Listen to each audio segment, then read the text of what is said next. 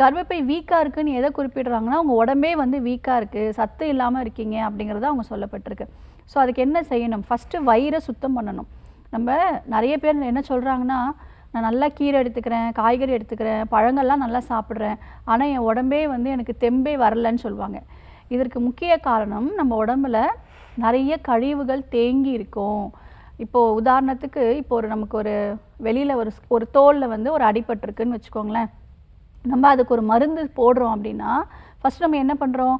அந்த சுத்தம் பண்ணிவிட்டு அந்த அடிப்பட்ட இடத்த நல்லா சுத்தம் பண்ணி க்ளீன் பண்ணிவிட்டு அதுக்கப்புறம் தான் நம்ம வந்து அந்த மருந்தை போடுறோம். அப்போ தான் வந்து அது நல்லா உரிய ஆரம்பிக்கும், அப்சர்வ் பண்ண ஆரம்பிக்கும். அதே மாதிரி தான் நம்ம உடம்பை சுத்தம் பண்ணிவிட்டு நம்ம ஆரோக்கியமான உணவு எடுத்தோம், நல்ல சத்தான உணவு எடுத்திங்கன்னா உடம்பு வந்து நல்லா அப்சர்வ் பண்ணும். நம்ம குடல் வந்து சுத்தம் இல்லாமல் இருக்கும் பட்சத்தில் நமக்கு நீங்கள் ஆரோக்கியமான உணவு எடுத்தால் கூட அந்த சத்துக்கள் முறையாக உடலுக்கு போய் சேராது, ரத்தத்தில் போய் கலக்காது. அதனால் ஃபஸ்ட்டு ட்ரீட்மெண்ட்டே குடலை சுத்தம் பண்ணக்கூடிய ட்ரீட்மெண்ட்ஸ் எடுக்கணும்.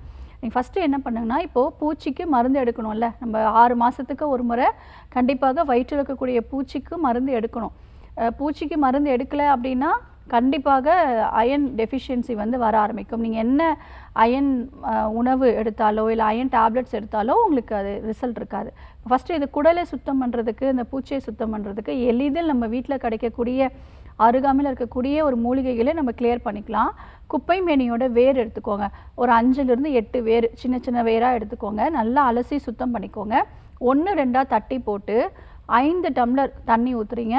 1 டம்ளர் வர வரைக்கும் நல்லா கொதிக்க விடுங்க. வடிகட்டி காலையில் வெறும் வயிற்றில் தொடர்ச்சியாக ஒரு 3 நாள் மட்டும் குடிங்க. இதில் குடலில் இருக்கக்கூடிய எல்லா கிருமிகளும் உங்களுக்கு வெளியேற ஆரம்பிச்சிடும். அதற்கடுத்து உங்களுக்கு விளக்கெண்ணெய் வந்து எளிதில் கிடைக்கும். செக்கில் ஆட்டின எண்ணெயாக வாங்கிக்கோங்க. ஒரு 15 ml ஒரு 3 நாள் மட்டும் குடிங்க. நல்ல மோஷன் க்ளீனாக போய் வயிறு சுத்தமாயிடும்.